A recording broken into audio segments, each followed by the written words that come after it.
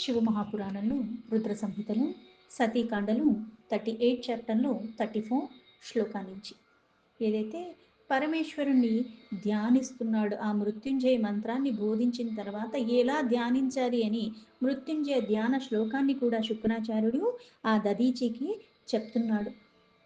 మృత్యుంజయ ధ్యానం. हस्ताम्बुजयुगस्तकुम्भयुगलाधृत्यतोऽयं शिरः सिञ्चन्तं करयोर्युगेन ददतं स्वाङ्के सकुम्भौ करो अक्षस्रङ्गमृगहस्तमम्बुजगतं मूर्धस्तचन्द्रस्रवत् पीयूषार्द्रतनुं भजे सगिरीजं त्रक्षं च मृत्युञ्जयम्. అంటే ఇక్కడ ఆ ధ్యాన మంత్రానికి అర్థం ఏంటి అంటే ఆ పరమాత్మను ఎలా ధ్యానించాలి అంటే ఇక్కడ ఆ పరమాత్మ 4 హస్తాలతో ఉన్నాడు. అయితే 2 హస్తాలలో ఎప్పుడూ కూడా ఈ ఉంచిన 2 కలశాలతో ఆ నీటిని తీసుకుని తను వాటితో ఆ పైభాగాన ఉన్న 2 చేతుల ద్వారా తన మస్తకంని తడుపుకుంటూ ఉన్నాడు. అలాగే ఇతర 2 చేతుల్లో కూడా ఆ ఉన్న 2 కడవల్ని తన ఒడిలో ఉంచుకుని ఈయన మిగిలిన 2 చేతులతో ఏం చేస్తున్నాడంటే రుద్రాక్ష మాలను అలాగే మృగముద్రను ధరించి ఉన్నాడు. కమలాసనం మీద కూర్చుని ఉన్న స్వామి తల మీదనున్న చంద్రుని నుంచి నిరంతరము జాలువారుతున్న అమృతంతో ఉన్న ఆ స్వామి శరీరమంతా కూడా తడిచిపోయి ఉన్నది. ఆ ప్రభు త్రినేత్రధారిని ధరించి విరాజిల్లుతున్నాడు త్రినేత్రాలతో. అయితే ఆ మృత్యుంజయుని పక్కనే గిరిరాజనందిని అయిన ఉమాదేవి దేదీప్యమానురాలై ఎప్పుడూ ఉంటూనే ఉన్నది. అటువంటి ఆ ప్రభువుని నేను చింతన చేస్తున్న, ధ్యానిస్తున్న ఆ రూపాన్ని అలా ధ్యానించాలి. బ్రహ్మో ఉవాచ ఉపదేశయేతి సుగ్రహాతం దదీచి మునిసత్తమం స్వస్థానమాగమత్తాత సంస్మరాన్ శంకరం ప్రభుం. బ్రహ్మ మళ్ళీ ఇలా చెప్తున్నారు, ఓ మునిశ్రేష్ఠ, దదీచేకి ఇట్లా శుక్రాచార్యుడు ఉపదేశం ఇచ్చిన తర్వాత ఆ శంకర భగవాన్ని స్మరిస్తూ తన స్థానానికి తను మళ్ళీ తిరిగి వెళ్ళిపోయాడు. తస్య తద్వచనం శ్రుత్వా దదీచో హి మహామునిః వనం జగామ తపసి మహాప్రీత్యా శివం స్మరణ్. ఆ మాటలు విన్న దదీచి చాలా పరమేశ్వరుడి మీద ప్రీతితో ఆయన్నే స్మరిస్తున్నాడు. నిజంగా అక్కడ మరణ కూడా సంభవించింది, కానీ మళ్ళీ పరమాత్మ కృప ఉన్నకటం కారణంగా తలచిన వెంటనే వస్తారా ఎవరైనా? పక్కన ఉన్న వాళ్ళు కూడా మనకేమీ సహాయం సహకారం అందించకపోవచ్చు, కానీ ఆయన రావటం, శిరస్సును జోడించటం, మళ్ళీ ప్రాణం వచ్చేలాగా. అందుకే ఇక్కడ అధికమైన ప్రేమతో పరమేశ్వరుణ్ణి స్మరిస్తూ ఆ తపస్యకి చెయ్యటానికి మళ్ళీ వనాల్లోకి వెళ్ళిపోయాడు. తత్ర గత్వా విధానేన మహామృత్యుంజయాభీదం తమ్మను ప్రజపన్ ప్రీత్యా తపస్తేపి శివన్ స్మరణ్. అయితే దీర్ఘకాలం వరకు కూడా విధి విధానంగా మహామృత్యుంజయ మంత్రాన్ని జపిస్తూ ఉన్నాడు. అంటే ఆ జపం అన్నది విధి విధానంగా చెప్పింది చెప్పినట్టుగా ప్రేమపూర్వకంగా పరమేశ్వరుడి చింతలోనే ఉంటూ అలాగా తపస్సులో మునిగిపోయాడు. తన్మూనం సుచిరం జప్త్వా తపసారాధ్య శంకరం శివం సంతోషయామాస మహామృత్యుంజయం ఈసహ. ఇలా దీర్ఘకాల మహామృత్యుంజయ మంత్రాన్ని జపించిన కారణంగా ఆ తపస్సుకి, ఆ ఆరాధనకి ప్రసన్నుడైన పరమేశ్వరుడు అతాశంభుః ప్రసన్నాత్మా తజ్జపాద్ భక్తవత్సలః ఆవిర్బభూవ పురతస్తస్య ప్రీత్యా మహాముని. ఓ మహాముని, తపస్సుకి ప్రసన్నుడయ్యాడంటే పరమాత్మ అక్కడ మళ్ళీ దర్శన భాగ్యం ఇస్తాడు. ఎందుకంటే భక్తికి లొంగిపోతాడు.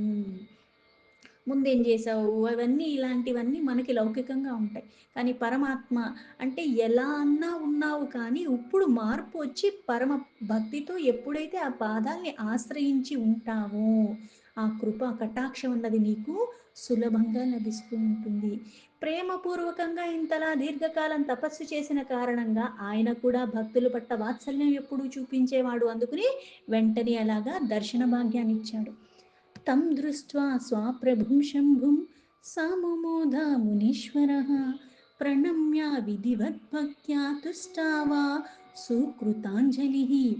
ఆ పరమేశ్వరుడే సాక్షాత్ దర్శనం ఇవ్వగానే ఆ మునీశ్వరుడు ఆనందంలోకి వెళ్ళిపోయాడు. విధి విధానంగా ఆయనకి నమస్కరించేసి చేతులు జోడించేసి భక్తిభావంతో ఆయన స్తవనం చేయటం మొదలుపెట్టాడు.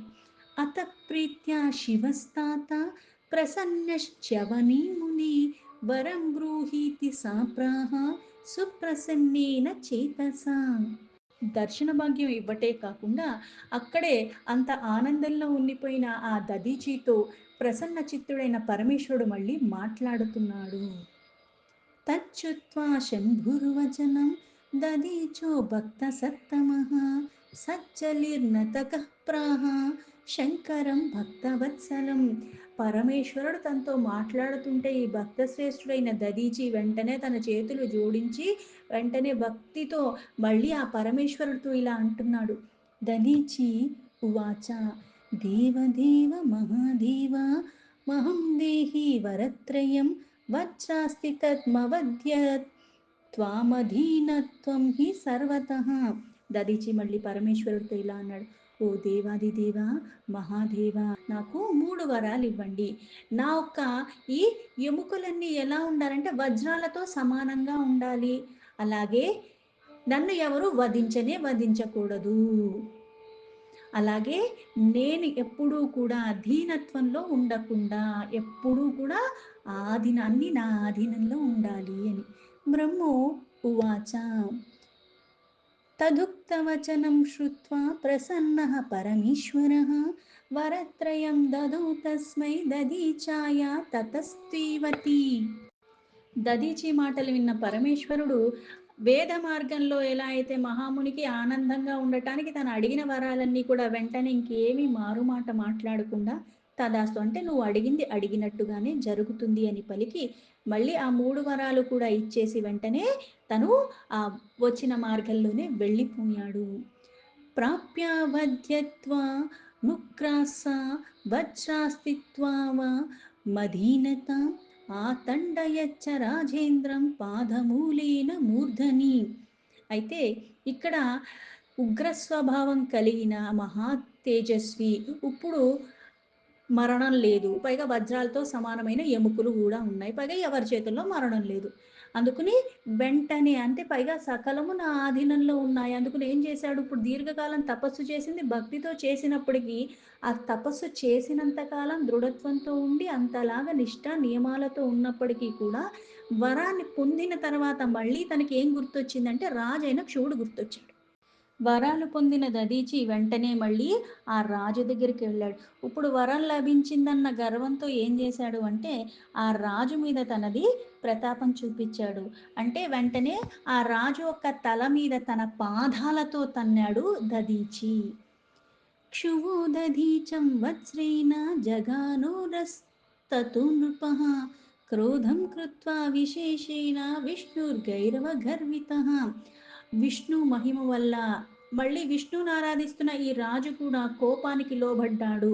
అందుకని వెంటనే దానికి ప్రతిచర్యగా ఏం చేశాడు అంటే దదీచి యొక్క వక్షస్థలం మీద మళ్ళీ ఆ వజ్రాయుధంతో దాడి చేశాడు. నాభున్నాశాయ తద్వజ్రం దదీచస్య మహాత్మనః ప్రభావాత్ పరమేశ్వరస్య ధాతుపుత్రో విసిస్మయే. ఈ వజ్రాయుధం దాడికి కూడా ఆ ప్రభావం దదీచి మీద ఏమీ చూపించలేదు. అంటే ఏదైతే వరం పొంది ఉన్నాడో దాని కారణంగా ఈ వజ్రాల వంటి ఎముకలు కలిగి ఉన్నాడు. అక్కడ మళ్ళీ ఏమీ జరగలేదు. ఈయన గర్వంతో ఉన్నాడు, అక్కడ కూడా ఆ దదీచి కూడా వరాలు లభించినన్న గర్వంతో ఉన్నాడు. కానీ ప్రభావం ఇక్కడ అల్పమైపోయింది. రాజైన శివుడు ఆశ్చర్యపోయాడు. అంటే ఈ వజ్రాయుధం దాడికి కూడా తన మీద ఎటువంటి ప్రభావం చూపించలేదు అని. ఎందుకంటే దదీచి అవధ్యుడు, పైగా వజ్రాయుధంతో సమానమైన అటువంటి ఎముకలు కలిగి ఉన్నాడు. అందుకని ఈ బ్రహ్మకుమారుడైన శివుడు మనస్సులో ఇంకా ఆశ్చర్యానికి లోబడి ఇప్పుడు ఏం చెయ్యాలి, కోపం వస్తుంది, ఏదన్నా చేయాలంటే దాని ప్రభావం ఏమి అక్కడ దదీచి మీద ఏమీ జరగట్లేదు. ఇప్పుడు ఉక్రోషం వచ్చి రోషంతో ఎవరినన్నా ఏదైనా చేసినప్పుడు అక్కడ మళ్ళీ మనం చేసేదాన్ని కూడా ఏవి జరగకున్నప్పుడు ఇంకా ఒక పక్క నుంచి ఆ కోపం అన్నది పెరిగిపోతూ ఉంటుంది. ఆరాధ్యామాస హరి ముకుంద మింద్రానుజం కాననామాసు గత్వా ప్రాపన్న పాలశ్చ పరాజితో హి దదీచ మృత్యుజయ సేవకేన. అయితే శరణాగత పాలకుడు ఆ నరేశ్వరుడు, పైగా మృత్యుంజయ యొక్క సేవకుడైన దదీచి అంటే పరమేశ్వరుడు శివుణ్ణి సేవించుకున్న దదీచికి ఇలా వరప్రభావంగా ఇప్పుడు మళ్ళీ ఈ రాజైన శివుడు ఆయన చేతుల్లో ఓడిపోయాడు. అందుకుని వెంటనే ఇప్పుడు ఈయనేం చేశాడు, ఆయన చేతుల్లో ఓడిపోయేసరికి వెంటనే అక్కడి నుంచి అన్నీ వదిలేసి హరిని ఆరాధించటానికి తాను కూడా వనాల్లోకి వెళ్ళిపోయాడు. పూజ్య తస్య సంతుష్టో భగవాన్ మధుసూదనః ప్రాదదౌ దర్శనం తస్మై దివ్యం వై గరుడధ్వజః. ఆ హరిని పూజించడం మొదలుపెట్టాడు.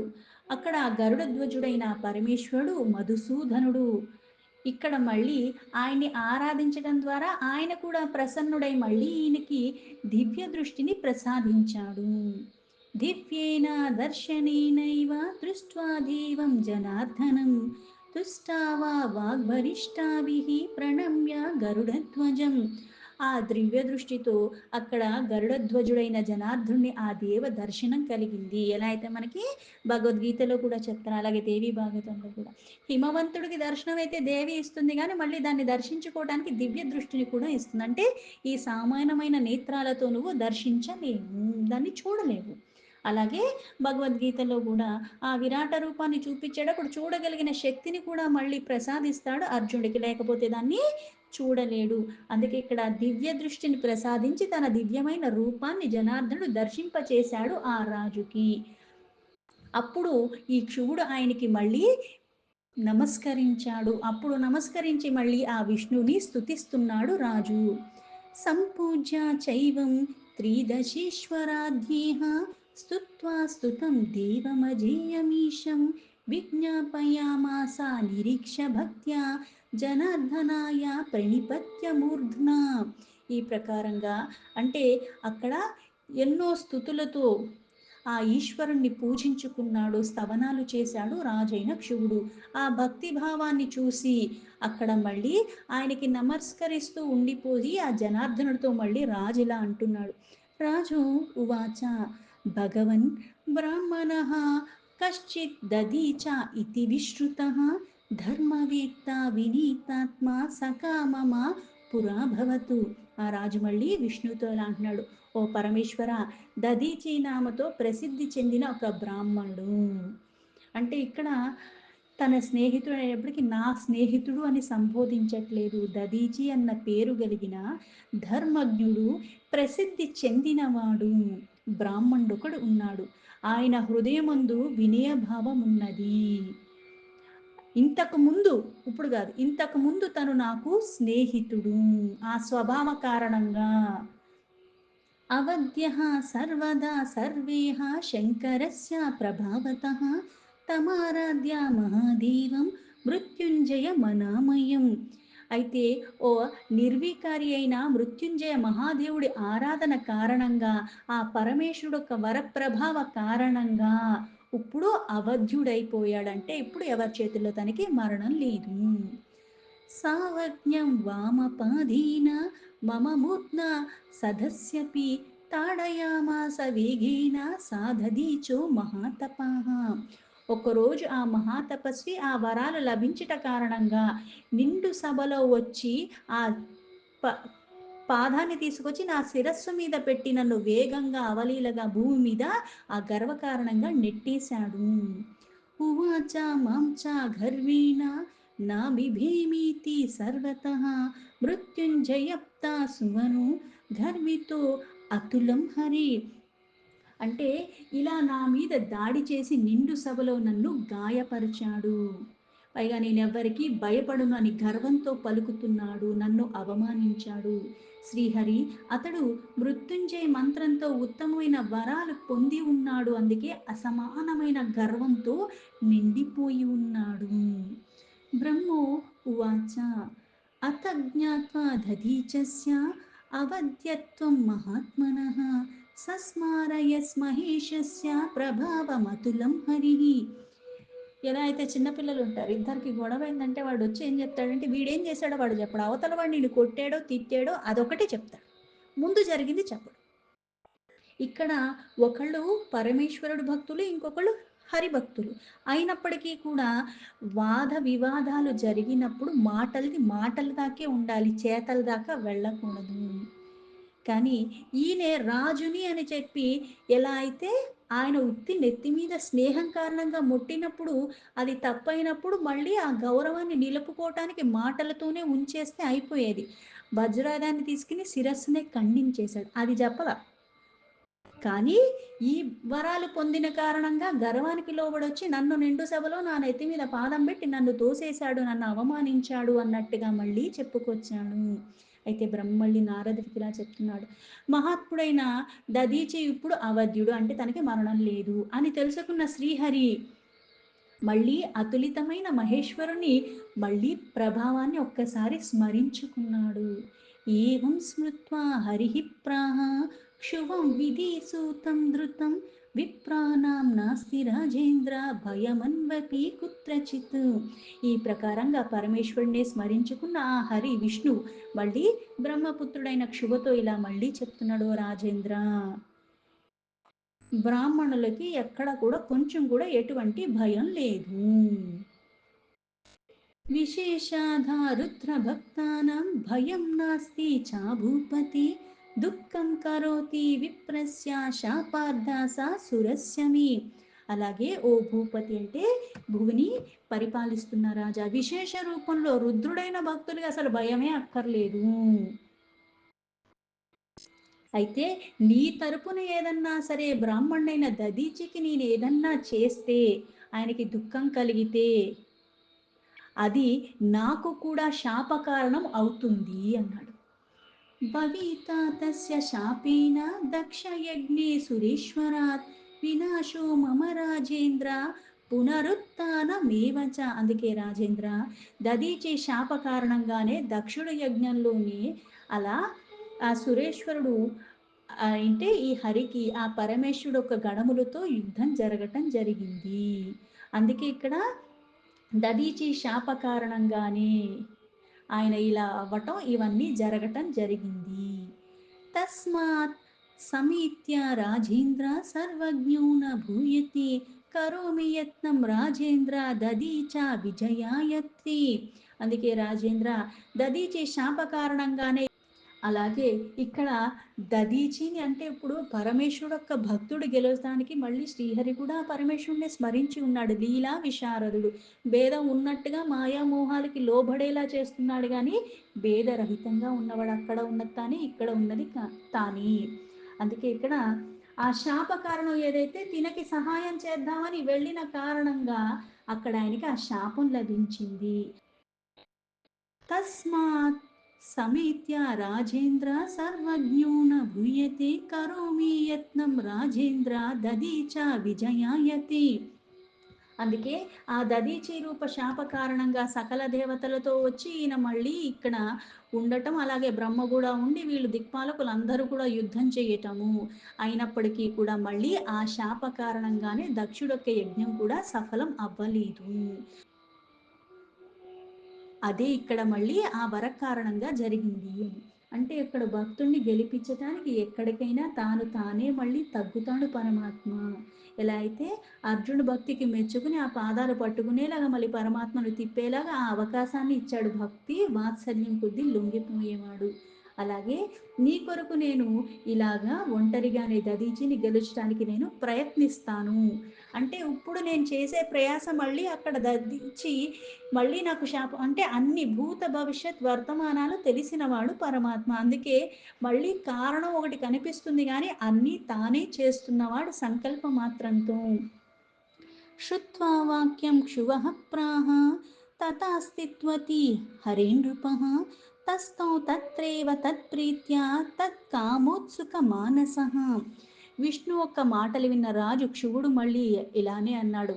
అంటే ఏదైనా సరే ఇప్పుడు తన కోసం యుద్ధం చెయ్యాలి, నా కోసం యుద్ధం చేస్తున్నాడని ఆనందపడిపోయాడు, కానీ దాని పరిణామాల గురించి మళ్ళీ ఆ చింతేమీ లేదక్కడ రాజుకి. అందుకే ఎప్పుడైతే నీ కోసం నేను యుద్ధం చేస్తాను, ఆయన్ని గెలిచే ప్రయత్నం చేస్తానని చెప్పిన మాటకి మనస్సులో ఉత్సాహంతో పొంగిపోయి చాలా ఆనందపడిపోయాడు రాజైన క్షువుడు. దీంతో శివమహాపురాణంలో రుద్ర సంహితను సతీకాండలో 38 చాప్టర్ సంపూర్ణం.